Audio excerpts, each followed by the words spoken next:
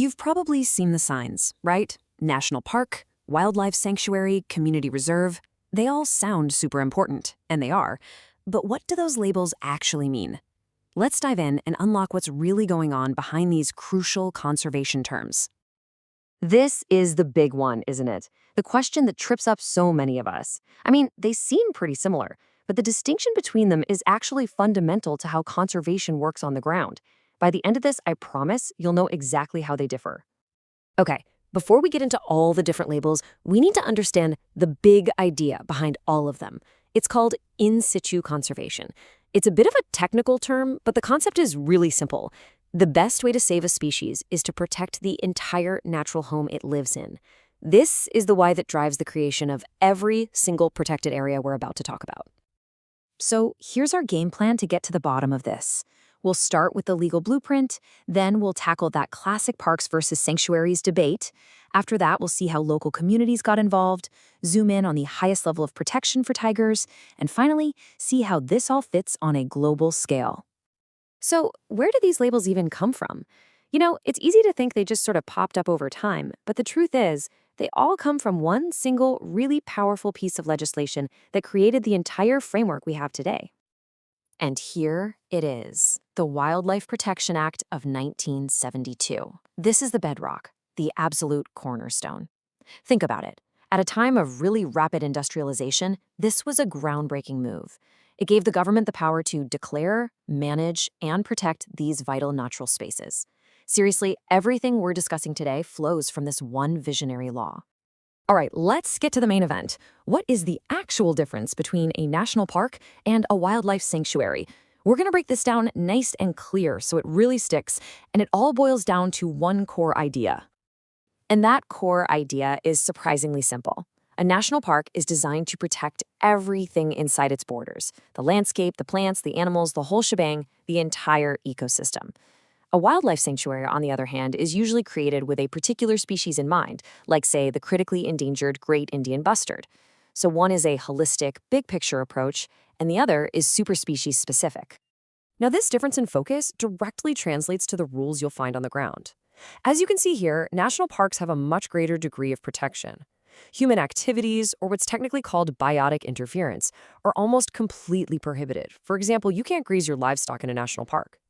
In a wildlife sanctuary, though, the rules are a bit less strict. Certain activities, like collecting minor forest products, might be allowed in a regulated way. Both of them, however, do generally permit tourism. But here's the thing. Conservation thinking doesn't just stand still. The original model was very top-down, but over time, people realized that local communities are absolutely essential partners in protecting wildlife. And that realization led to a major evolution in the law. You can see that evolution right here. For 3 decades, that 1972 Act was the gold standard. Then, in 2003, a major amendment came along and introduced 2 totally new categories of protected areas. Both of them were designed specifically to bring local communities into the fold as official partners. The first new category is the conservation reserve. The easiest way to think of these is as buffer zones. They're state-owned lands, often connecting existing parks and sanctuaries, but, and this is the key part, they are managed in direct consultation with the local people. It's like a bridge between the strictly protected areas and community landscapes. The second category is, well, I think it's even more revolutionary, the community reserve. This is where a community or even a private landowner can voluntarily dedicate their own land to conservation. Here, the management committee is actually run by the community itself, protecting not just the plants and animals, but their own cultural traditions too. It's conservation completely driven from the ground up. Now, let's zoom in even deeper to a specialized layer of protection. Within some of these parks and reserves, certain areas are set aside for flagship species like the tiger, and they get the absolute highest level of security possible. This quote right here gets to the heart of it. Critical tiger habitats are core areas that must be kept inviolate. That's a powerful word. It means completely untouched, pristine, and undisturbed.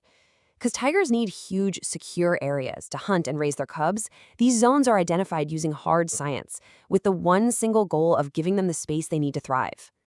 And to give you a sense of scale, just check this out. The core critical tiger habitat within just one reserve, Nagarjunsagar-Srisailam, is over 2,600 square kilometers. That is a massive, untouchable landscape, bigger than some entire cities, dedicated solely to tiger conservation. Okay, so we've seen the national framework, but how do these Indian categories line up with conservation efforts happening all around the world?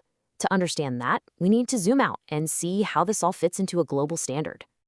The International Union for Conservation of Nature, or IUCN, has a 6-category system that helps classify all protected areas worldwide.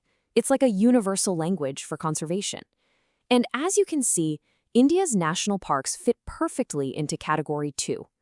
Other labels, like Wildlife Sanctuaries, often fall under Category 4 for habitat management. While those community-led reserves we talked about, they align beautifully with the principles of Category 6, which focuses on sustainable use. So, from strict state control to community partnerships, the very idea of what a protected area is has clearly evolved. But, the world keeps changing. Climate change, population growth, these create brand new challenges, which leaves us with a final, really crucial question to think about. What does the next evolution of conservation need to look like?